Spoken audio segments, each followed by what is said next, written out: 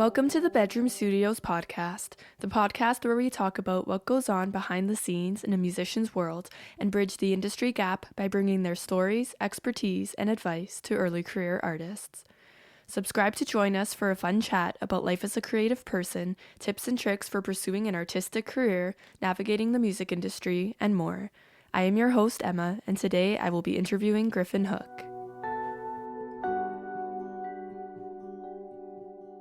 Griffin Hook is a Canadian composer based in Thornhill, Ontario. Griffin's work is aimed towards both screen and stage, primarily focusing on the world of wind ensemble music. Known for writing music that is cinematic and imaginative, Griffin's unique compositional style blends traditional concert band form with the creative energy of film scores to create pieces that are exciting and enjoyable for musicians, conductors, ensembles, and audiences alike. Griffin also focuses in audio recording and editing, digital audio synthesis, and conducting. All works are self-published under Griffin H Music. I had so much fun chatting with Griffin. He has so many amazing things to share and a lot of wisdom, and I hope you enjoy this episode of the Bedroom Studios podcast.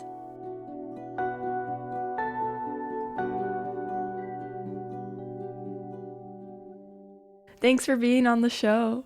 Anytime. Oh my goodness. I'm very happy to be here. Yay, I'm so excited. It's been a while since we've had a chance to chat and catch up.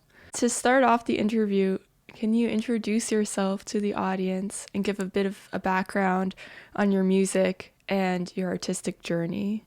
Absolutely. Hi, everybody. That you can't really see me right now. My name is Griffin Hook. I'm a UofT alumni, and I'm currently studying at Sheridan for film and video game scoring. My music, I mainly consider myself to be a stage and screen composer. So I write primarily for concert band, film, animation, video games, anything to do with music and media.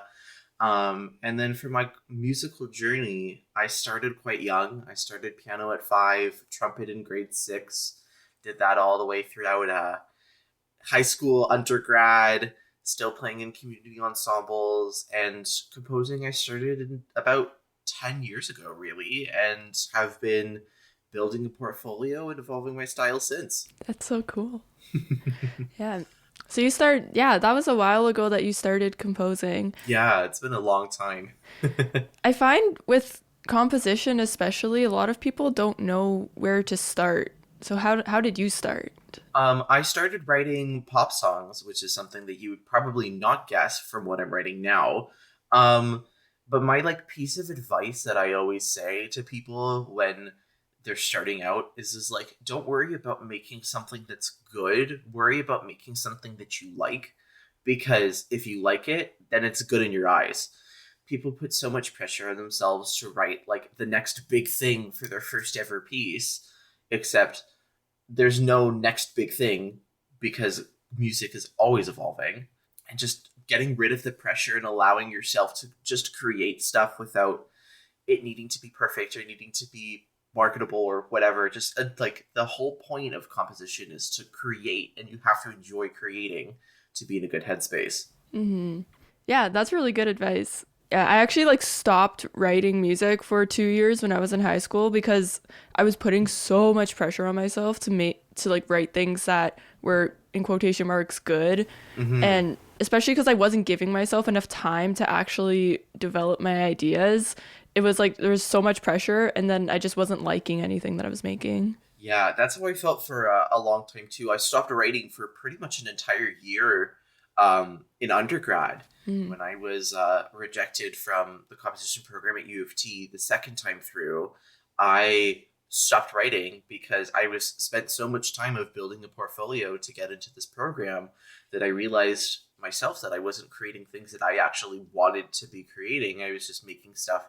Oh, I need to have more pieces for my portfolio. I need to have it diverse. I need to have this style, this XYZ. And then I wasn't writing anything that I actually enjoyed, and I was in a dark spot, so I really stopped writing for almost a year. How did you get out of that? I took stock and realized that if I stop writing, if I continue to just not get back into it, it's just going to get harder and harder and harder. And I was like, you know what?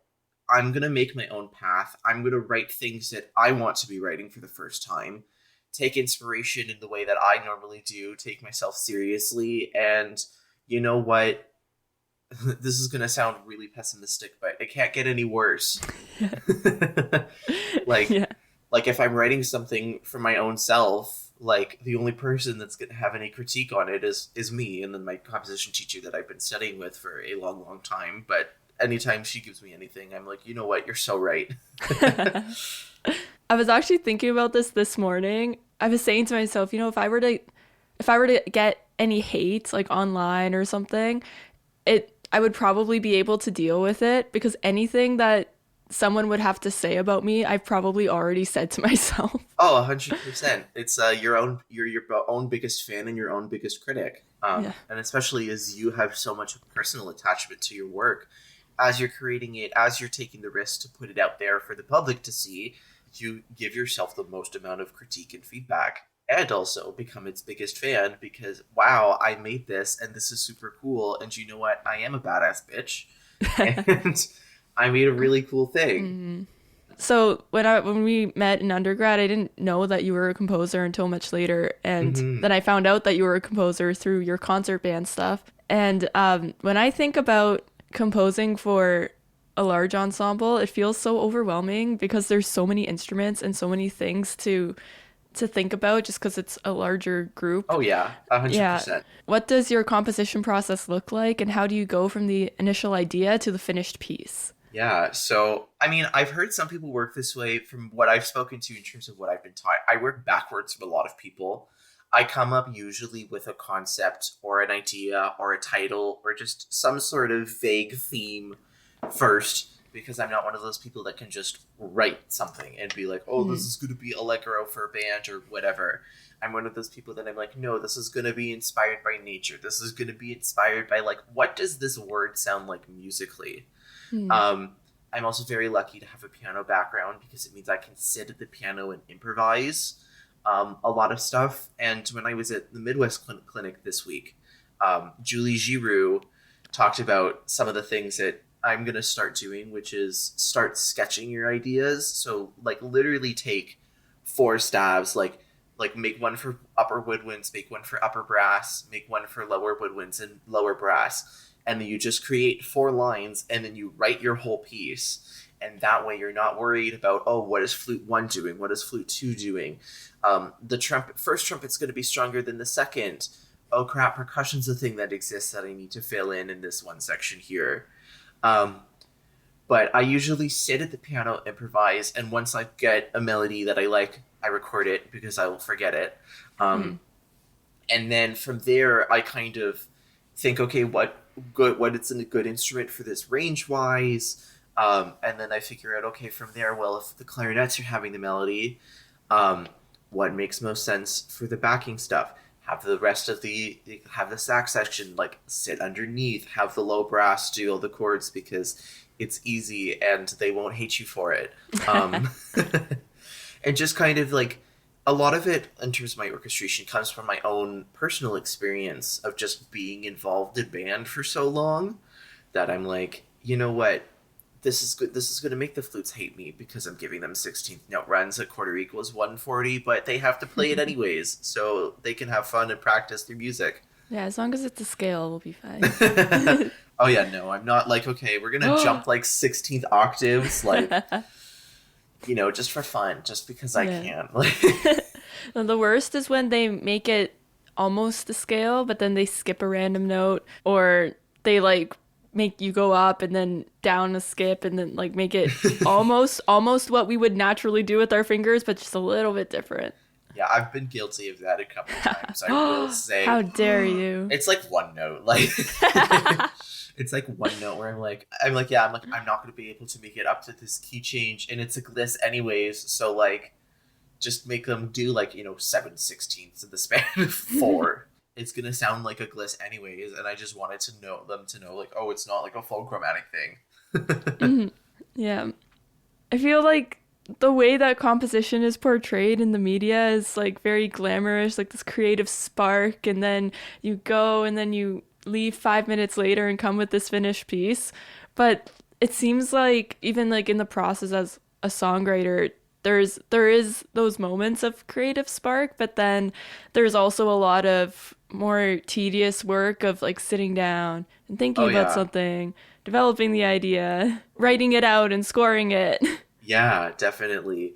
And as someone that works both for my band stuff being on my own personal timeline, and then doing my film and video game music being like, okay, I need this done in 2 weeks. Um, you also don't really have that time to let the creative spark Yeah. just happen. So you gotta hope that it happens fast. Otherwise, you need to force yourself to just write. I find I've had a couple times that I don't know what to write, and I'm just sitting here in front of my laptop, in front of my computer, with like Finale open, rest in peace.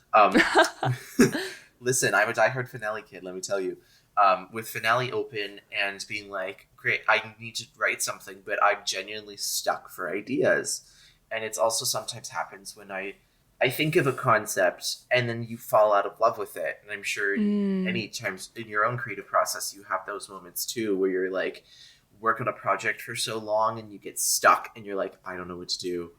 Um, Help me please.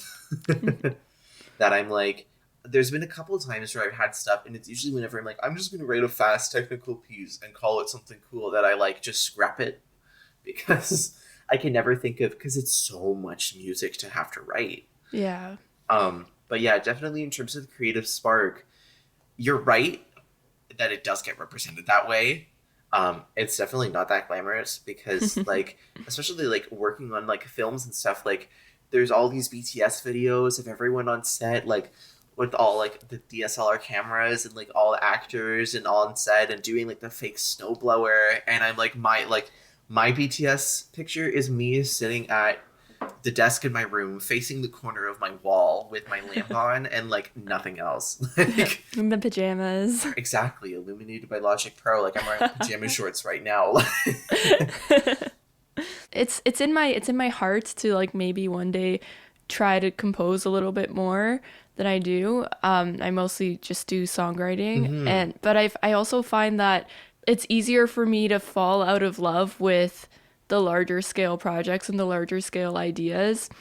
Because it's like I don't know, like with a song, it's like you get that since it's so short, Yeah. I tend to focus on like a hyper specific idea or feeling Hmm. or like a very small moment in time. Yeah. But then when you have a larger piece, you're expanding that and or I don't know, maybe you're not, but in my mind you might be expanding that and in my head I'm like, "Oh, like why would anyone want to write something about this idea?" Yeah. For me, I'm like, I mean, as I said, like I always try and think like, what would this sound like musically? And I usually, in a similar fashion, to shout out to my idol and legend, Kate Nishimura.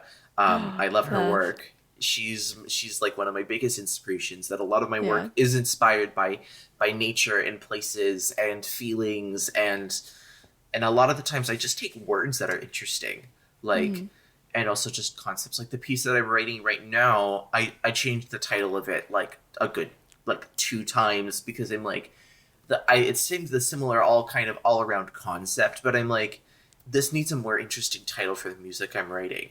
So Mhm. like the piece started off as being called like Aftermath, and so it was like kind of like dark after some sort of natural disaster, but I'm like, it's a little bit too pretty for that. So I was like, well, I know I want a faster section in there. So I decided to call the piece Beautiful Vengeance. Because I'm like, it's a Mm. really interesting title. It's not something that like as many people would think of doing. And also like in terms of like those larger scale projects, I get inspiration like I said, like I get inspiration from go like doing things when I was traveling this summer just to the US. I started writing my piece when I got back that Wanderlust, Oh. which is inspired literally by flying, um, and a feeling of travel and getting on an airplane and having it take off and soar over the skies and like and also just because I had come back from Disney World at the time, and I was Oh. like, I love Soren, and my mom's like, you could so write the soundtrack for that. I'm like, you're so right, and then that kind of those things. I'm like, let me just really lean and milk the John Williams Disney style, and like have it connect to like have that feeling of like you're ready for takeoff, you begin to soar, rise in energy, and then you get to see the world and the clouds below you. So like that kind of thing where I'm like, storytelling definitely helps. And it's the same way that you would in your own songs in terms of, I mean, you have lyrics to do that, which is a huge, huge asset. That like, I kind of, for the most part, try and tell a story when I'm writing something. Yeah, that's really cool. Thank you. Yeah, can't wait to hear all of the things. Check out my website, griffinhookmusic.com. Ooh. Self-plug, shameless plug. That's what this is for. You gotta like pause the podcast, go listen to the music, and then come back and finish listening to it. Yeah. I'll be testing you on it in about 5 minutes, actually. Yeah. Pop quiz. And I will wait right here for you to listen to at least 3 pieces. You got to answer 500 words minimum. Leave a comment down below. Gotta like buy it, play it with your ensemble, and then come back for the quiz. Exactly. And if you don't have an ensemble, you gotta start an ensemble just for that. Academic weapon. You mentioned a little bit about your film scoring, and I was wondering if you could talk more about that, and also how that process is different from composing for a concert band. Oh yeah, it's definitely different. And one of the things that I had to learn is there's a difference between writing things to be heard and writing things to be played. You can have, the flutes do 30-second runs at quarter note equals 140 for 32 bars straight if it works in your film score, especially if you're using digital instruments, because you don't need to have the best flute player in the world that's actually able to do it. You're able to have your horns hold these really long sustained notes because Logic's not going to run out of air. You can just like do all those kind of cheat things. It's like that you would want to do in your like your playable pieces, but people need to actually breathe and live and get oxygen. In terms of the actual process itself, it is different because you're working on someone else's timeline and you're working with someone else's vision, which makes it hard. Especially a lot of filmmakers don't know what they want musically, which makes it even more difficult because you're the one that's supposed to be like, okay, what do you want? And they're like, I don't know. And I'm like, great. So I have free reign, but I also don't have free reign because you're not gonna like the first thing that I write. Film scoring, it definitely makes you more open to feedback because you're hired for someone, and if they don't like what you write, you got to redo it. So it's different because you got to work a lot faster, and also timing is of the utmost importance too, because there could be like, oh yeah, we recut the film and it's about 10 seconds shorter, and then now you got to move all your pieces around, and or cut this one section that you wrote, and you're like, how do I cut out 15 seconds of music without it sounding like complete garbage? And this one thing that you're really proud of, they got rid of that section of the film. Aww. Yeah. That's why I'm like, whenever I'm working with a film, I'm like, listen, I don't care how it looks. I mean, this is the nicest way. I don't care how it looks. As long as the timing is right, or like as close to what you're going to keep as possible, send her my way.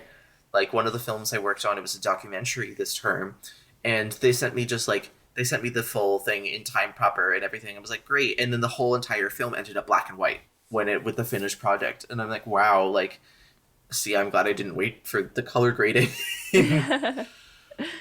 Yeah, that happened to me in because I took the film composition course in undergrad, and we were composing for the student animators at Sheridan. Yeah. And she made one frame of her animation a second and a half shorter, and many tears were shed. Oh yeah. as I had to readjust everything and shift it over. Yeah. Yeah. That's the worst. Like, luckily if you do it, like, we've been told, like, I'm getting used to, God forbid, if anyone out there uses Pro Tools, I have the utmost respect for you because that shit is hard. But like, you can adjust stuff directly to the time code of the film, which is really, really nice. And But like, you're right, when we were just doing those things in Logic, in Reaper, in whatever software that we're using, and like we're just adjusting the whole like one audio file, and then it's like, oh yeah, this is a second and a half, and you got to cut it, you got to move it, you got to like do all those things. It's like, it is really tedious. Like, don't get me wrong, it's a different kind of tedious than it is when you're actually like scoring and orchestrating, just because you also got to balance it yourself.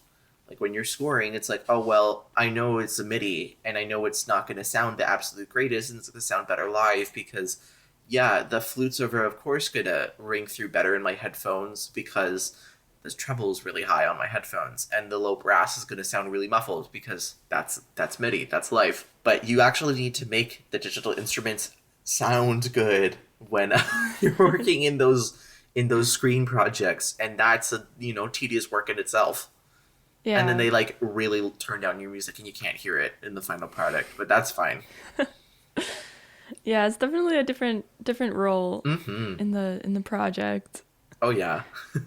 Do you find that when I found that this was the case for me when I was first working with a producer, is that like the not knowing what you want type of thing? Do you think it's also because they don't know how to communicate, like they don't have the words to communicate the vision? Oh yeah, definitely. I mean, a lot of them haven't really been told how to talk to composers, which makes it that you're hired under them, and you need to make something that matches their vision, but also they don't really know how to talk to you. They don't really know how much time you need to work. They don't really know how, like, the musical terms to communicate. I'm very lucky to be talking with one animator that has a long musical background. So she's like, I want the piano, I want the violin, I want a kind of an orchestral sound. I want it to start off minimal. I want it to end with like this big orchestral swells. And I'm like, great, awesome. And like everyone else is like, I want it to be flowy. I want it to be sad. And I'm like, cool. There's a bunch of different things that flowy can mean. Do you want me to do like the Hollywood stuff? Do you want me to do like the synthy stuff? Like, what do you want? And especially when I have those directors that don't have the means of communicating, and I don't fault them for it because not everyone has a music background, and our own musical terms are just off in our own little niche. I often provide my own reference tracks or have them provide reference tracks. Because if they're like, oh yeah, like I put this music in, but I don't really like it, I'm like, okay, here's what I'm thinking for your film. And I usually pull something either from movies, and more so for people that genuinely don't know what they want, I pick up stuff from pop, because that way it's stuff that they're more likely to recognize, and also less likely that I'm going to accidentally copy, because with John Williams, that kind of stuff, like there's so much out there for it that I'm like, is this a really obvious pull that I accidentally am going to start recreating Jurassic Park by accident? Versus like that kind of stuff where I'm like, I'm thinking this kind of vibe, obviously less poppy and less song-y, that I'm like, I'm not going to copy as much. And it usually seems to work with them. Like, oh yeah, like this, actually I like that, just get rid of the drums and it's good, and I like the strings and I like the synths and like that, like I like the sound of that, because it gets them to be able to realize, oh yeah, this is what I want, but you just gotta pull them ever so slightly in the right direction. Yeah. You can lead a horse to water. Yeah, no, it's great that to give them almost like a starting point. It's like it's like when they have like the blank canvas and then you add the first stroke of paint. Oh yeah. Yeah, because it's like, if they're like, oh, like I don't really know, like I only listen to like XYZ artist, but that's not what I want for the film, I'm like, that's not helpful. Like, I'm like, the more information that I can get from you about your project, the beats that you want to hit, the emotional feeling, the significance, that kind of stuff, then I can kind of curate what I'm thinking. Does this align? And then I score usually about like the first minute of the film, when it is a longer project, just because I'm like, I don't want to get too in deep with this before I'm like, here's my work, here's what you think. Like, let me know what you think. Does this match? Do you have anything you want me to change? Do you want me to scrap this entirely? Because if I do, the full 6.5 minute documentary, and they're like, this wasn't what I wanted, Oh, and then you got to restart everything. Like it sucks. Like yeah. How do you stay efficient and make sure that you meet your deadlines? um it's a lot of procrastinating. Don't air that. No, just kidding. Yeah. It's definitely about time management. I mean, working on two documentaries at once at the same time as taking on full-time classes and writing my own personal projects. Yeah, it's a lot and it's all about time management. And so I also have that the other thing is like you can't start too early because you need the film to be shot and edited. Mm. Um, and if you're working with the rough cut, like the rough cut for one of the projects I was working on was double the length of what it was supposed to be. So I'm like, I'm not starting writing until you guys get your stuff closer to what it's going to be because I'm Mm-hmm. not writing 11 minutes worth of music to only have six. Like, Yeah. that's a little bit extreme.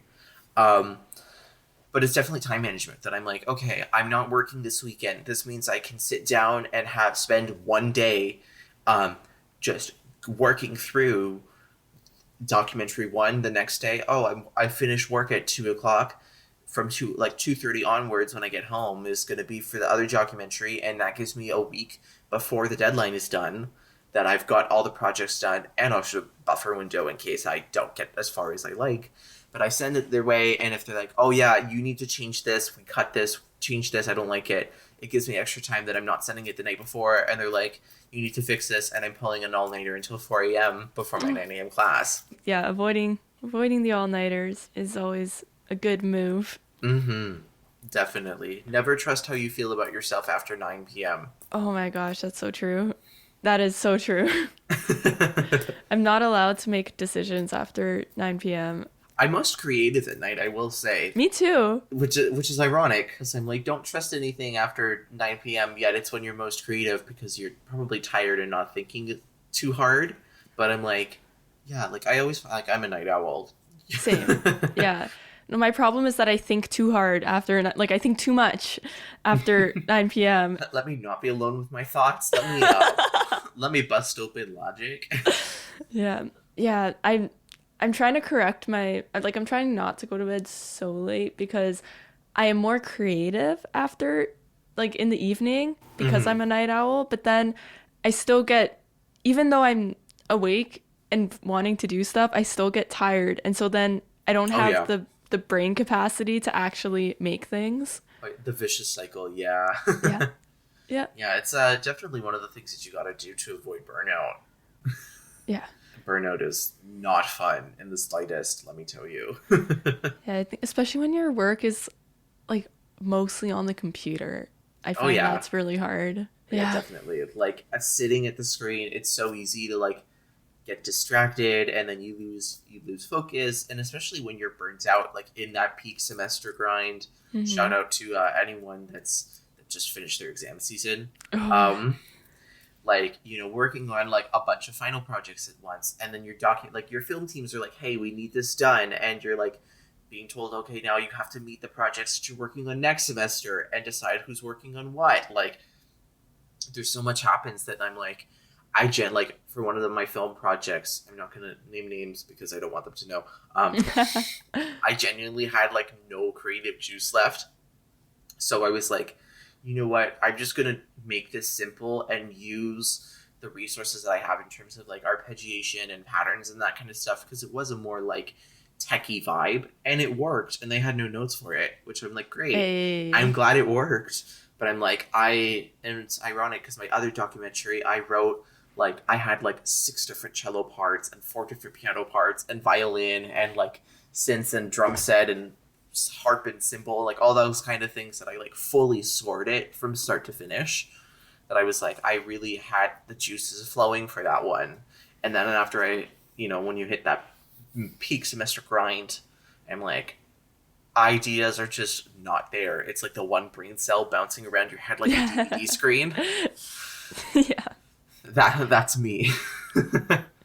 How do you balance like in your composition process, how do you balance the kind of more intuitive way of writing things and just like going with what feels right versus a more practical approach of like having your toolbox and like having, you know, like all of the different like strategies and things that you could use in matching Oh that. yeah.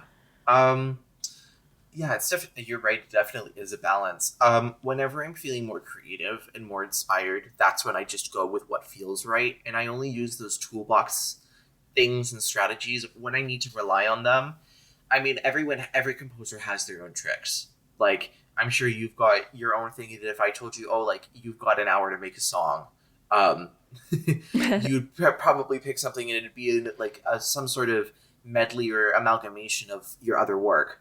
Um, and that kind of stuff is where I pull from. That I'm like, I'm also very lucky that one of our courses this year that I'm in has us doing 1 hour free writes every other week. Oh, that's so good. It's like you get a theme, and it's like anything. Like the first theme of the semester was like intimate piano, and then the other one, and then it went to like synths, and then it went to epic percussion, and the last one was like right smooth jazz Christmas was like the last one of the semester. So like putting yourself in that time space of like, I've only got an hour to make something. It doesn't need to be good. It doesn't need to be perfect. I just have an hour to do something in a different style. That's one of those things that also helps me just pull and like what feels right, because getting exposed to a variety of different styles is one of the things that also helps, because when you're working on someone else's project, and if all I'm writing is like that synthy techie poppy stuff, and it's about like, and this is one of the actual films of like dogs in a humane society that have been neglected by like previous owners, like, and I'm writing upbeat arcade music, that's not really the most fitting.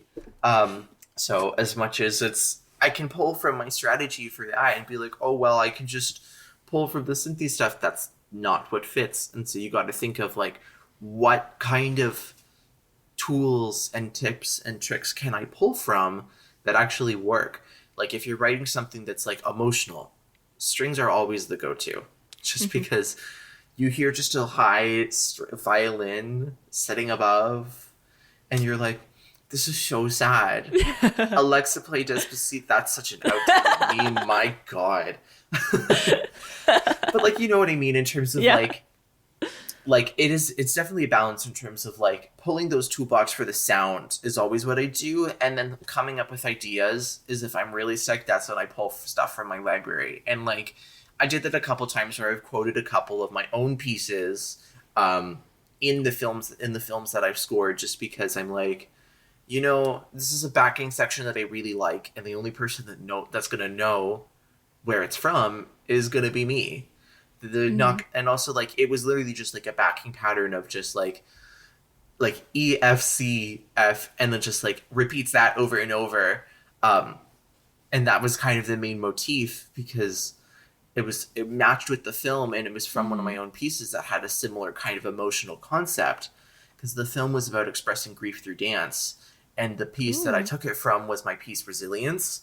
So I kind of combine, I'm like, I'm like, this, I like this a lot, I want to play with it, I can expand upon it to make it sound different enough, but I'm like, the emotional content I know works, so I might as well pull from my toolbox and then get the idea from there.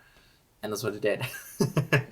It's interesting that, I mean, that break thinks of a story of when I met my composition teacher for the first time 10 years ago. Like I was working with another piano teacher before that, and working with stuff in like GarageBand, and like not really like composing more so just like putting like the loops and stuff in there and playing around with that kind of stuff. But when I met with my composition teacher, who I've been with now, Laura Scory, she's fantastic. We met her at our last piano recital with the old teacher before she was moving, and so she's phenomenal. She's a UofT alum, bachelor, master, and PhD in composition at UofT, which is nothing to sneeze at. She asked some random audience member to play 4 notes on the piano, and she's like, just put them in like not too far from each other, and it was like C, F sharp, G, and like B flat. And then after that, she sat down and improvised based off of those 4 notes for about 3 minutes. Wow. And like she would go out and this is back in the day that she would like go out and improvise piano soundtracks for silent films in the park, like that kind of stuff. Like she's phenomenal in terms of like And that's where I'm very lucky to get a lot of my fast writing stuff from, is because of her. That she's like, just put something down. It's going to be, knowing you, it's going to be good. And then also she's like, no, you can do better. And I'm like, Laura, you're so right. That's so cool. What are some of the ways that you've made connections and got your name out as a composer? Yeah, definitely. The way I do it is both the easiest and hardest method. And that's literally just going up to people and asking them. Um, like, I'm very lucky to have been able to go to OMEA these past couple of years, and I've gone up to like National Music Camp. Well, I spoke to them last year, and I came back this year, and like I remember I spoke to you guys last year. I know you guys are looking for a composer for your upcoming anniversary. Like, I just wanted to come say hello, drop my business card off again. Like, I've got a lot more work. Like, because the worst thing that anyone can say to you when you're putting yourself out there is no, and you're no worse off than where you already are. It's not like going to be like, no, and also I'm deleting the files off of your computer. No one's going to say that. And the other thing that I've done, and this is just also where I'm also very lucky to have had these opportunities, is I've entered contests. I'm very lucky to have won to be this year's Howard Cable Memorial Prize winner. Yay! Which was an extremely validating title to win and have my piece, sent off to a bunch of different universities and high schools and middle schools and community groups all across Canada, because I'm like, that gets my foot in the door, and that means they're also going to contact me. Like, I got contacted by Unionville, and they're like, hey, we're playing your piece, like, you should come for the concert, you should come for a dress rehearsal. When I was at OMEA, I spoke to Jackie Dawson, who was conducting the Ontario Provincial Honor Band. And I'm like, hey, like, I noticed you were in the consortium list. I wanted to say hello and introduce myself in person. She's like, oh, yeah, I'm doing your piece next semester with the concert band at University of Manitoba. And I'm like, oh, my God. That's amazing. So, like, just going up to people and, like, just, like, being like, hey, I'm so-and-so. Hire me, please. Because the worst thing that they can do is just not hire you. Other than that, I usually just try and go places, go conventions like OMEA, Midwest. Make it out to Midwest if you can. If you're a band, orchestra, educator, anything in terms of music admin, music performance, music education, like, go out there if you can. Everyone is there, from Hal Leonard to Dennis Wick mutes to S.E. Shires for brass and Yamaha and all these flute and clarinet and oboe companies and publishers and, like, just all the American institutions. Like, everything is there. It's a really great place. And so, like, I'm like, well, all these publishers are here. Like, let me just go and talk to them. And also all these idols that I've looked up to for a long time are there too. Like, I spoke to Robert Sheldon. Damn. Because I love his work, and I'm like, hey, would I be able to send you some of my scores sometime to get your thoughts on them? He's like, yeah, absolutely. I'm also up in Toronto in April. He's like, we should connect. I'm like, okay. I spoke to Alex Shapiro. That's so nice. Yeah, right? Like, that's the other thing is, like, you never know who you're going to talk to, because chances are they're going to be nice, especially especially for composition and creating music, is like, they were once where you are. So they're like, absolutely. He was like, all of us composers need to stick together. So absolutely. He's like, I'm in Toronto in April. You should come out. And I'm like, okay, sure thing, Rob. And I spoke to Alex Shapiro because I'm writing something down at Sheridan, because part of our program requires an orchestra piece. And so I'm going to do something for orchestra and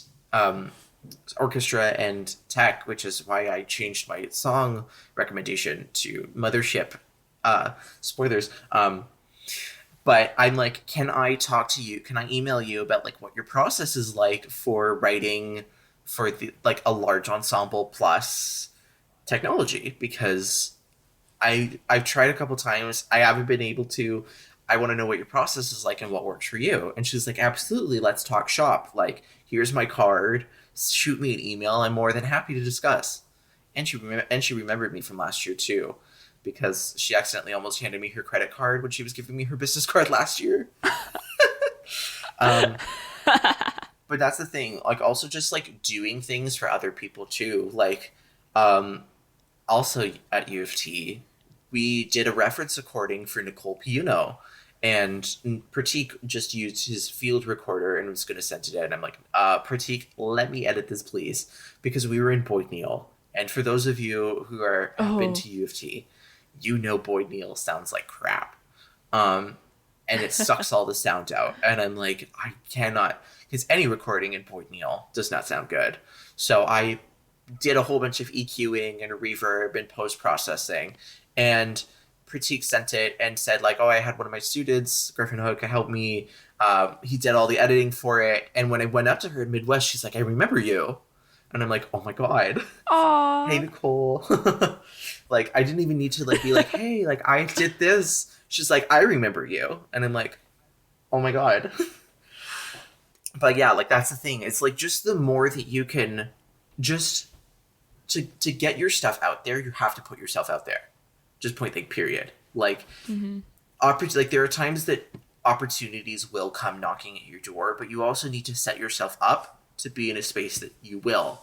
And it's the same thing in terms of like working with like the film composers. As much as I'm very privileged to have, 120 animators sitting in front of me when presenting my music that need music for their projects, you have to go up and say, this is what I've done. I'm familiar with this kind of space. You want me. Like, and then you let your music speak for itself, because you can't ride the ego train for too long. But yeah, like you have to be able to put yourself out there. And if you're scared, have a friend do it. Have a friend be your wingman. Be like, oh yeah, like Emma's stuff was really good. Like you should include her in Grammys this year. You know what I mean? In terms of like, because a lot of people are like, I'm too scared to say it for myself, but they do it for their friend. So if you have a friend that's like, oh yeah, her stuff is really good, his stuff's super great, he's super good to work with, like his stuff really good for high school band and that kind of stuff, like his or her songs are really great and you should broadcast them. Like the more it's I say making it anywhere in the music industry is like 33% your talent, 33% how you are to work with, and 33% the friends you make. It's the friends we made along the way. Oh, 100%. Yeah. I think that doing things in person is very like underemphasized. But I think when you're starting out, especially, it's those in-person connections that kind of launch things. Oh yeah, definitely. Yeah, like the more that you can make it out to do stuff in person, just because it's not like you're some rando that's emailing them on 8:30 p.m. on a Saturday night in the middle of October. No, you're speaking to them face to face, and you're like, this is my card. This is who I am. People remember the faces. Exactly, and show off your personality. Yeah. Like, there's only so much context that you can gather in an email that, like, you're like, no, let me call you. I had someone email me from Atlanta, Georgia, that's like, oh, we're doing your piece in, like, an honor band. And she's like, can I give you a call to, like, talk about some of your, like, artistic inspiration and, like, your compositional choices? And, like, absolutely, go for it. Because there's only so much that you can do back and forth in an email. Like, truly. Yeah. I wanted to ask you a little bit more about the process of applying for like grants and competitions and awards and things like that, because obviously you are very talented and skilled at your craft. Thank and you. Like it's like kind of a no-brainer that you would win these awards. Thank you. What has made you stand out in these competitions, and how have you highlighted and reflected that when writing your applications? Yeah, it's really hard because a lot of times for composition contests, they're required to be anonymous. So you can't say anything about who you are and your experience and where you're from and who you've learned from and, oh, I've done XYZ, because it's basically a blind audition. So whenever I submit anything for a contest, I try and make sure that my compositions are both creative and also as clean as possible. Because if I'm like, oh, I've got a really good idea, but one page of my score has 4 bars, and then the next page has 16 bars all smushed together, those are marks. Because the idea could be great, but if the flutes can't play it, I keep harping on the flute section just because you're here. But if the flutes can't play it, like, that's one of those things that they're going to look at. So it's about that blend of doing the tedious work and making sure that it's up to snuff in terms of like, would this be something that I would see done by someone that I look up to? And then in terms of making it stand out, is I just try and have my own unique creative voice. Like, the piece that I entered and for Howard Cable Memorial Prize, Cape Breton Skies, it actually isn't even from a story of my own. It's a story from Sophia. Hi, Sophia, if you're listening to this. She told me about, and well, I asked her, I'm like, I want to write something pretty and Canada inspired for Howard Cable Memorial Prize. And she's like, do Cape Breton Skies. And I'm like, ooh, that's pretty. And she showed me pictures of when she went to Cape Breton Island with her family, and like the hiking trails and the coastline, that how the winds can go up to 200 kilometers an hour. That I'm like, I definitely took those natural aspects into consideration, but I'm also like, how do I write about someone else's retelling of a story? And so I did it, and also kind of took inspiration from Kate Nishmur in one of her pieces that she said, like, every time that someone tells a story, it's ever so slightly different. The main idea is always the same, but there's little details that change and alter based off of, who they're telling at the time and what details they remember to say or not. And so that's what I did, is I had the melody change a couple times through, and at the end of the day, it's still the same major theme, but stuff changed. And I'm like, this is a way to be creative and unique, because it's nostalgia for something that I haven't even experienced, which is a unique concept on its own, because there's, pieces that do nostalgia all the time.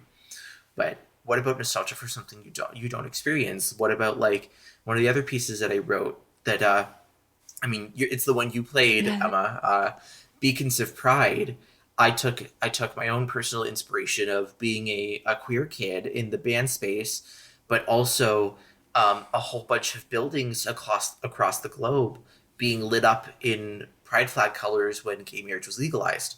So taking that real world inspiration of, this is what it's going to sound like, because I want it to sound like lights and pretty colors and pride and being proud and excitement, and also the personal significance of, this is what this piece means to me. Like, I just didn't do it because, oh, pretty lights and pretty colors. No, like, this is a piece that has a lot of significance to me.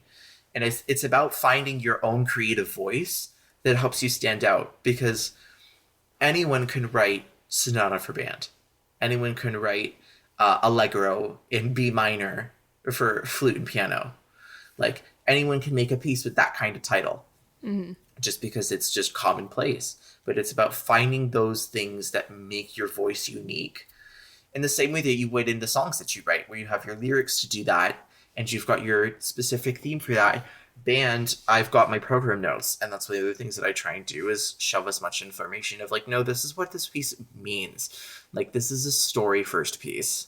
And I think, like, I don't know, this is my perspective as an educator, but when the piece does have a story behind it, and it actually means something, and it can mean something to the students. Yeah. Like, with band, I think there's a collective experience, and especially in school, everyone's like, we're all in this together, we're all working on this together. It's like a family and community. So like, having those stories and being able to share them just really adds to that. Yeah, definitely. Yeah, because like so many people like go through high school band, and I'm like, there's not a lot of music, especially for that market, that's based in being queer, and a lot of it is from composers that are further in their careers than I am, and also not a lot from Canada. That I'm like, this is an opportunity that of like to share perspective and allow students to see themselves and their experiences in music. And that's why I write of like, I like, in terms of nature and in terms of like scenes and feelings and words of like, oh, like, yeah, like I know what the feeling of like resilience is, because I faced hardships, and everyone's faced hardships in their life, and it's about coming up better on the other side. And that's what the music is, versus like, Um, I've done stuff. One of the other ones that I want to do down the line is a piece called Shimmer, and it's just that really kind of glittery, sparkly, pretty stuff. Because as much as it's not a story-based piece, you can still kind of connect with it. Of like, yeah, this sounds like sparkles. Mm-hmm. Like being able to connect with the piece in some way or another instantly makes students want to play it more. Yeah. And it sounded good. No, I'm so excited to like one day when I have my own class, my own band class, and then I can just like only play pieces from my friends that my friends are friends. Listen, it's about the friends you make. Yes. Do you have a favorite piece that you've written? Favorite piece that I've written? God, that honestly changes between. I mean, it usually ends up being my most favorite is the one that I finished the most recently. Mm-hmm. I do have a huge soft spot for both Cape Breton Skies, Resilience, and Beacons of Pride, just because they're Mm-hmm. pieces that have a lot of emotional significance for me. Um, and they're all very, very pretty pieces, in my opinion, and I've been told that I write pretty well. I said pretty space well, not I write pretty well. um, Well, I think both. Thank you. But like I like writing pretty, and Resilience especially is one of the pieces that I just like poured my heart into. So I've got a huge, huge soft spot for it. But yeah, those Mm. three are definitely if I had to pick who my favorite children were, it's definitely those. Yeah, whenever you, like the creative projects, they are our children. Mm-hmm. Oh, 100%. Yeah. And then my old stuff from 2020 is like they get like the last of like the butt ends of the bread. They said that's back when I was in like high school. Like we don't talk about those ones. Oh yeah. I was looking back on like some videos of my live shows from last year and oh my god. Like I have a limiting belief that pops up sometimes that like no one ever wants to work with me. And so when I watch that, I'm like, damn, like I can't believe that these people played in my band because I was not good. And I'll always be proud of it, but like it wasn't that It's good. what I mean when I say like when I was saying like you're your own worst critic. Like I'm Yeah. like when these people are like being contacted by like when I'm being contacted by the University of Manitoba or like an honor band or like having my music played by like the Philharmonic Wind Orchestra of Singapore this summer, which was absolutely Holy. insane. That I'm like Oh my and like gosh. working with like Congrats. Jody Blackshaw, and I'm like, why do these people want to work with some kid from Thornhill, Ontario, like some 21-year-old from Thornhill, like well 22 now, but like a 21 at the time.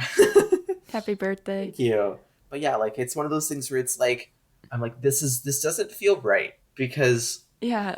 It's like crazy. it's got It's exactly. crazy. It's like Jody Blackshaw wants to have a one-on-one session with me, and I emailed her because I was like, I was waiting to get the recording back, and it was a couple months, and she's like, and she just like sent me like an email casually. She's like, oh, like I've had so much life drama, life with a teenage girl, and I'm like, she's like, here's the recording, and I'm like, oh my god, I'm like, this is so funny, like. It's like not even the fact where it's like dear esteemed colleague or like hello here is the record like no it's just like oh yeah I'm so sorry like life's been crazy like because like at the end of the day they're people too like that's the thing Yeah. and that's like and it's what you also got to think about when you're having those moments of oh no one wants to work with me or oh my gosh I have to put myself out there and it's so scary is like at the end of the day these are people too you're not the only one that's a Yeah. human with feelings and wants and interests in the room um and these people there's people out there that want to work with you very clearly considering you've done a bunch of live shows and it's what I was saying in terms of like never let them see you sweat is if you show that you're nervous if you show that you're insecure about your work then it just immediately puts a little bit of a damper on your Yeah. music and if you don't like you just have to be proud like even if you don't think your work is the greatest in comparison to everyone else or just your own stuff that you're showing in that one moment These people don't know that. Yeah. Like we can see ourselves, like all the past versions of ourselves. Yeah. And then we could also look in the future of like where we want to be and like compare it to now. Mm-hmm. But anyone else is just seeing you in the now. Yeah. And that's usually enough. Yeah. Always 100%. Like when we're going out there down at Sheridan to present our music to the animators, to the film students, to the game design students, and we only have a minute of music that they're allowed to see, they don't know that like you've had this much background, or you do this or that the other, or maybe you're more insecure about your music than other people are, or like this is in a style that you're comfortable with. Like they don't know that, and the only way that they will know that is if you tell them. So it's Yeah. about showcasing the best parts of yourself always. Let them know, as you said, I am a badass bitch and I can have a conversation. I was gonna cut that out, but now you mentioned it twice, so I have to keep it in. Full circle moment. Yeah. Yeah, I have to give myself a pep talk every once in a while.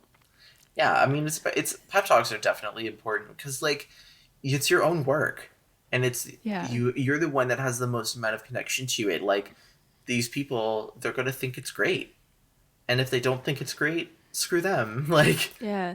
It's almost like a muscle memory at this point yeah, where like I feel I've done this is my 28th interview that I've done for this podcast. And so like I feel pretty comfortable doing these. I've done these interviews so many times. yeah, But even like still I start like I'm getting ready to go. I'm like, "Okay, we're going to do it." Like I was talking to you 3 weeks ago and it was a great time. yeah. And then I come on, I'm like, thanks for being here.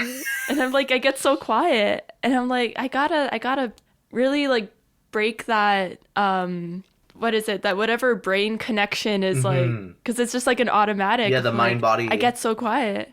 Yeah. Like I went to I was seeing an ENT a couple months ago. And for some reason, every time I'd go in there, like, I don't know, maybe I was a little nervous or something. I'd go in there like, "Hi, how are you? How's it going?" And like I talk at like level 2 volume. Meanwhile, yesterday at the dinner table with my 8-person family, I'm like shouting, Yeah. or else you don't get heard. You don't get a word in edgewise. Yeah. Oh yeah. Yeah, no, it's all about confidence, and really the phrase fake it till you make it applies heavily. Is like just put yourself out there, because the worst place you'll end up is where you already are. Like it's true though. Like, and I don't mean that in a negative light, but I mean that in the sense of like you've already got a body of work.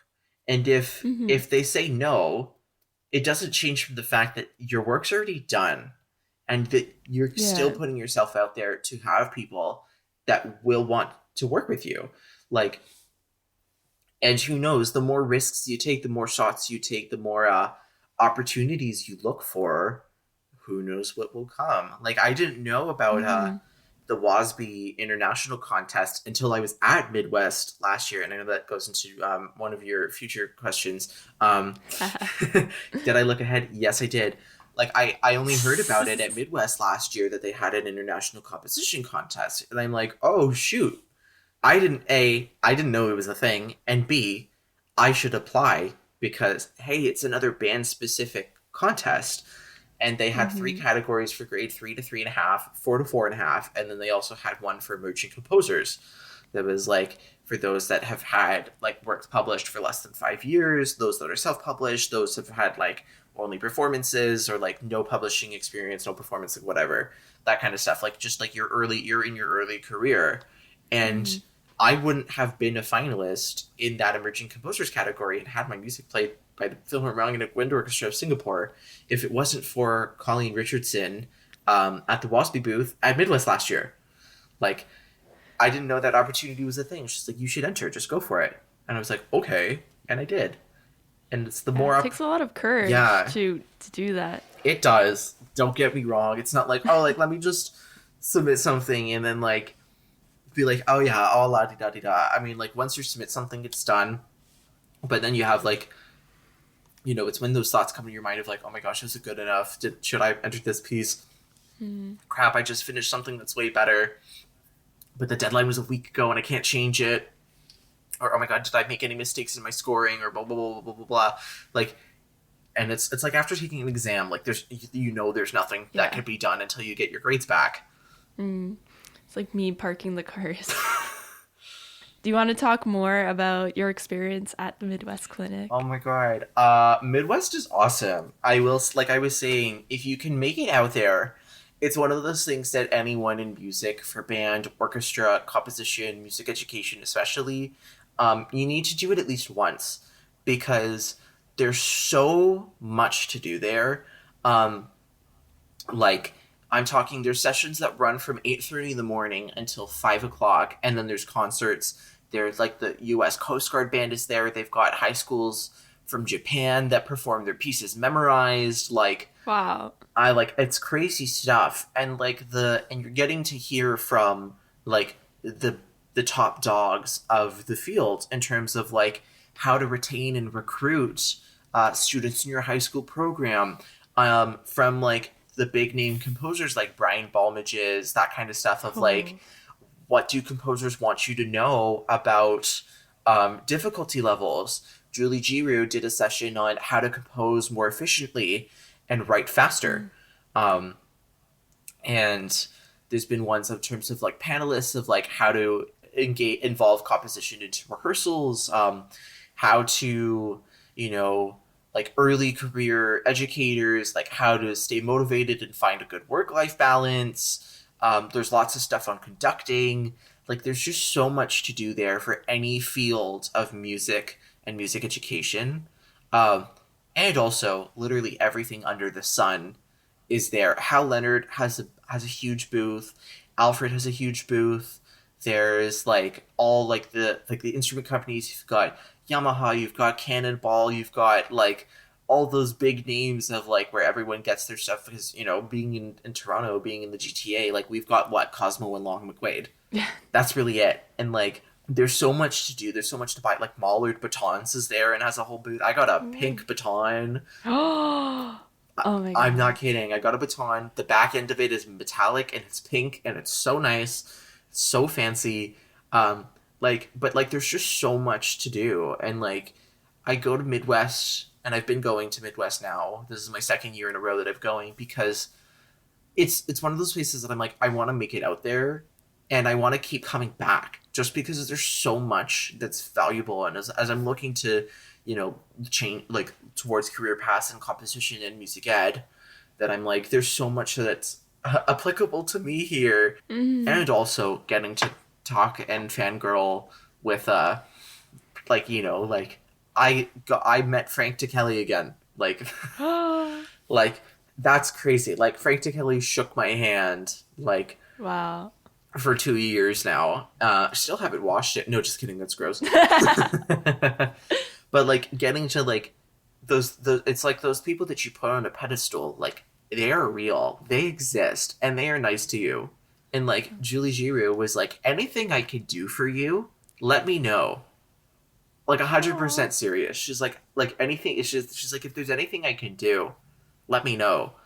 And Robert Sheldon being like, yeah, absolutely, send me your stuff. We need to stick together. I'm gonna be up in Toronto. Like, it's the ability of like just being able to, and I'm sure they get that from a lot of people, but like still, it's the fact that they're gonna say yes is makes you be like, wow, they're more than just their music. But yeah, Midwest is insane. Like, it's like 3 days of like nonstop, and I'm talking like high quality music, high quality sessions, every exhibitor under the sun. It's huge. Make it out if you can. Where is it? It's in Chicago every year, which is great because it's a good city. It's like right in the heart of downtown Chicago. Like, I was a 15-minute drive away from the Bean, so I went to go visit the Bean statue in Millennium Park, and I went to Chicago Riverwalk. Like, it's there every year, and it's a huge convention center.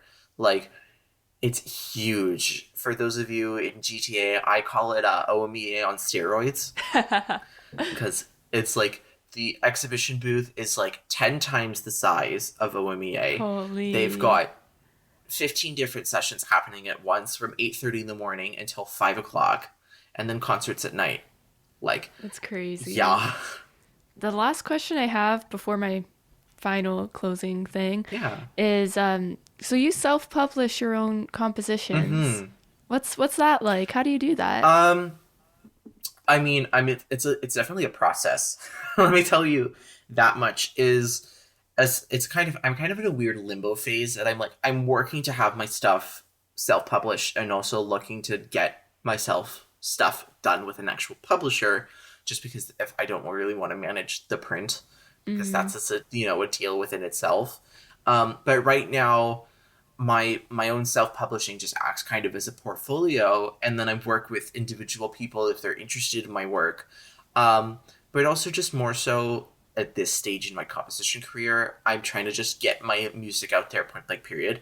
So like down at the Hard House Band at UofT, because I'm a ringer for that ensemble, the band director, he cut one of the pieces for the next term concert, and I've shown him my stuff before, and I'm like, so is there room in the program now? And the answer is yes. So we're doing one of my pieces next semester, which is crazy because we're doing it in the same concert that we're playing Pictures at an Exhibition. Ooh. So I'm having my piece played alongside Modest Mussorgsky, which is insane. But yeah, like, I kind of just do it right now that I'm self-managing, just because I'm trying to get it to be up to a point where I'm not having to deal with all like the logistic end of it myself. Yeah. But yeah, it's one of those things. It's definitely a good stepping stone. It also means that I have work that I can put on display for when I'm communicating with different people and different ensembles and talking to publishers about getting my works to be considered and that kind of stuff. That it's not like, oh, I'm just some rando that has one piece on their computer. Like, no, I've got a bunch of stuff. Here's everything that I've done, even if it's not my best work back from like 2020. Because I go by year level, so it's down near the bottom of the page. But like, it just shows that I'm constantly working, and that's one of the things that also will help when I'm putting myself out there. It's just having been like no, I've got stuff that's ready to go. Yeah, it's like not waiting. Yeah. If no one's there to do it for you, you got to do it yourself. Yeah, it's like what I was saying in terms of like setting yourself up to have those opportunities. Having myself self-published and then being able to work with ensembles that I have means that I have scores and parts ready to go. I've got scores and parts ready to roll for most of my pieces, apart from some of my older stuff, that if, some group is like, oh, like, we heard your piece, Cape Breton Skies 1, we would love to play it, I can just send them an email, be like, oh yeah, I've got the score and parts, here's how much it costs, I can come in for a Zoom meeting as well, or come in person, like, let me know if this works for you. Like, it's that kind of thing where it's like, I've got it ready to roll, instead of like being like, oh crap, now I have to, make this look good. You do the 4 a.m. all nighter. Oh yeah. Because why not? I'm kind of going with a similar mentality with my artist stuff. The stage I'm in right now is that like I'm really working on my music releases, but like I'm doing everything for it. And like I do have a collaborator who's like so great and is helping me with a lot of stuff, but for the most part I'm doing like all the production, I'm doing the recording, the managing, logistics, promotion, and for the music video we're doing, I'm directing it. Ooh. Like I'm excited for it, but it's too much and I'm so stressed out about it. Oh yeah. But like I feel like this experience, like even and even if I'm going to be independent for my whole career, I think doing all these things by myself for these releases at this time will help me, because then in the future, if I want to do a video and I want to, bring on a director or bring on, like if I want to do like another collaboration with a producer. You know what you're looking for. Exactly. Yeah. Exactly. And it also means that you can be self-sustainable for longer too. Because like, if you're like, actually, no, I want to have full creative direction of this project down the line, you could do it. Like, that's the thing is like, for me, graphic design and how my scores look and my formatting and like my web design, that's a huge piece of importance for me. I love graphic design and I consider it my secret weapon, and it means that for now, when I'm self-publishing, I can be sustainable, that I can, Yeah, and it looks professional. thank you, that I can make my own score covers, I can make my own pages, I can make my own website, like that I can have those stuff, and I'm not like, having my piece on a blank cover with just the title, when I'm like, no, I want there to be a picture of Cape Breton Island for my piece, Cape Breton Skies, because I want people to be able to recognize, no, this is an actual place. And like, yeah, like it's just that kind of design aspect of it that is definitely helpful. And it's like what I was saying in terms of creative direction, that I'm like, it allows me to have the most amount of freedom to just not necessarily do what I want, but like kind of create my vision to my fullest ability. Let's put it that way. Yeah. I feel like right now anyways, it's, and this is just a feeling. It's not what's actually happening, but I feel like I'm like made out of like popsicle sticks, and I'm like kind of just standing there holding all this stuff, and I'm like, I'm not equipped to to do any of this. And I don't know, in this space right now, because now we're getting to the point where the release is coming up. And so I am thinking about the music video. I am thinking about how I'm going to promote it, sending emails, trying to organize shows. I'm doing maybe like 75% of my time is spent on that. Yeah. And then also doing all my teacher's college stuff, and which I'm very behind on. And then so I don't have a lot of time to be creative. Yeah. I don't have time to make the art. I don't have time to practice, which I desperately need to be doing. And so do you ever feel that, like those logistical things pulling away from your creative practice, and how do you balance that? Oh yeah. I mean, especially being a student, and you know this too, that eats up a lot of your time. Yeah. And I mean, the other part of it is I'm like, you know what? If I'm not having as much time to do my own personal projects, at least in my program, I'm still writing something point blank, period.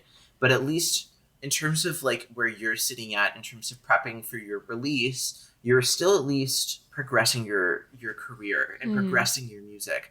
So while you may not be working necessarily on the creative aspect on it, you're still working towards the same goal, where it's, as much as you may not feel like you're moving forward because you haven't started your next song yet, or you haven't been able to work on your next song in XYZ amount of time, if you didn't spend the 75% of your time working about live shows and releases and promotional stuff and the music video, like, you wouldn't have those opportunities.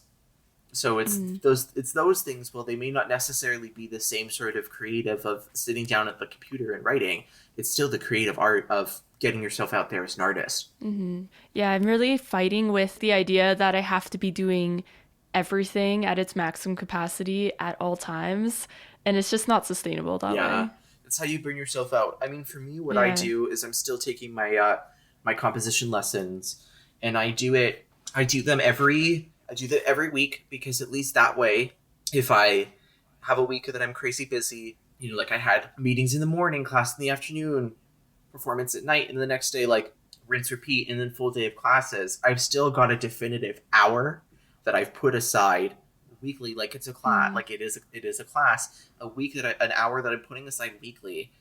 This is for me to write and for me to do my own personal projects. And it's like from 8:30 to 9:30 on Tuesday nights, and has been for the past like 5 years. Just because that way it means no matter what's happening in my life, I'm writing. It means that I'm working on something. Yeah, to check in with it. Yeah. And then anything else I do in that week, and especially now that I'm a lot freer, is gravy. Yeah, I feel the same way with because I've been taking singing lessons for the past year and a half, and I wish I had done this earlier, because it's so helpful. But yeah, it's, even if I haven't had a chance to like practice or like work on it in the week, so much happens during that 1 hour, Yeah. during that lesson, that helps me to improve and gives me things to, even if I'm not like actively doing them during the week, I'm thinking about it. Yeah, it's progress, and even if, I mean, no one at any time is still making 100% consistent maximum capacity progress. You could have those days that you are, because you've got the creative spark and you've got the time to sustain it, and you've also got times where you're dealing with a bunch of random other stuff, like, as I work holiday retail and I'm working 30 hours this week. Oh man. There's only so much Michael Bublé one guy can take. Um, but like, it's those moments where you're like, you don't have as much time, you don't have as much inspiration, that if you set aside the time and you set it to be routine, same way that you do like going to the gym, that, you know what, this is my hour to write, this is my hour to do something, I have this hour, whatever I make in this hour is progress. And even if you scrap it the next week and come back and edit it, or like, let me put a pin in this and come back to this after I finish the song or finish the piece or orchestrate it, or I don't know how I feel about XYZ, like, it's still progress. Like, I say as a composer, I'm always learning and I'm always working. And there's no composer out there that will say that they've mastered everything that there is to know. There's no creative artist that says that they've mastered everything there is to know. And if they say that, they're lying. Yep. Yeah. Okay, I'm going to ask the last two questions. Yeah, go for it. I do have to edit this episode and it's been 2 hours. I know. Listen, double feature. Hell yeah. No, it's been great. I had a lot of fun. I want to keep on talking, but I should probably wrap her up. Yeah. Finish. Yeah. So, what resource or piece of advice would you give your younger self when you were beginning your journey?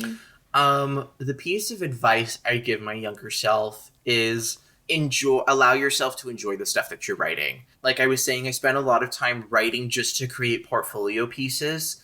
And while I enjoyed writing, don't get me wrong, I was doing everything to try and be different. And because I was trying to, get versatility and do all these things and build a portfolio, I wasn't taking myself super seriously, because I wasn't in love with the projects and I didn't think it was super good. So I was putting like jokey, like technique markings of like, as fast as you can without messing up. Haha, just because I'm like, this is, supposed to be a little bit satirical. But like, now that I'm writing for band, and just writing for band for the most part, without like dabbling into a couple other things here and there because my assignments call for them. But like, now that I'm just writing for band, which is my true passion, I am actually taking myself seriously because I'm enjoying it. Like, and I have a couple moments here and there where I'm writing like, oh, this is going to be like a funnier thing to like, let me just put a little of this because the piece calls for it. But I'm like, I just enjoy the stuff that I'm writing. It allows me to be more creative, and it allows me to explore different musical content that allows me to still be versatile without worrying about, oh, well, I need to have something a classical style and a romantic and a baroque, and I need to have a brass piece and a string piece and a choir and piano and blah, blah, blah, blah, blah, blah, blah. Like, I'm just writing stuff that I enjoy writing. And I think it shows when I'm talking about it. Yeah. Oh, yeah, for sure. And the last question is, do you have a music recommendation? Okay, so I gave this out as spoilers earlier. But the piece I give as my music recommendation is Mothership by Mason Bates. It's a really cool hybrid orchestral synth tech piece that calls for a lot of unique compositional choices. It has a bunch of different sections that are listed as solo, and any instrument can take them. So depending on the ensemble that performs it, the solo sections are different.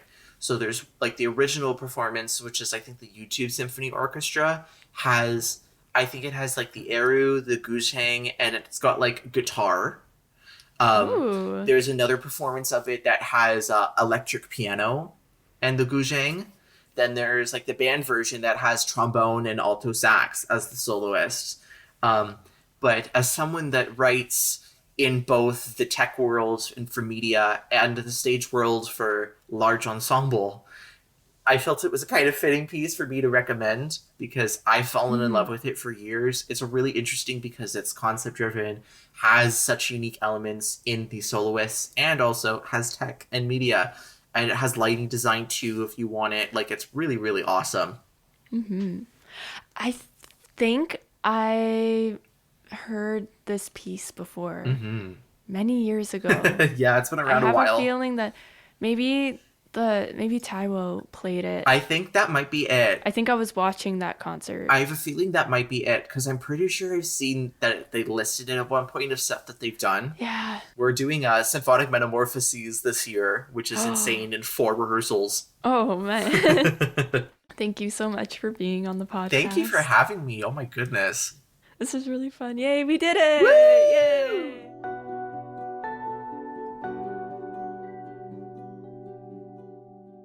Thank you so much for listening to this episode of the Bedroom Studios podcast. Don't forget to add this podcast to your playlist and follow us on Instagram, YouTube, and Spotify at Bedroom Studios Podcast. You can follow Griffin on social media and check out his music on his website. All links can be found in the episode description. Thanks again for listening, and we'll see you in the next episode.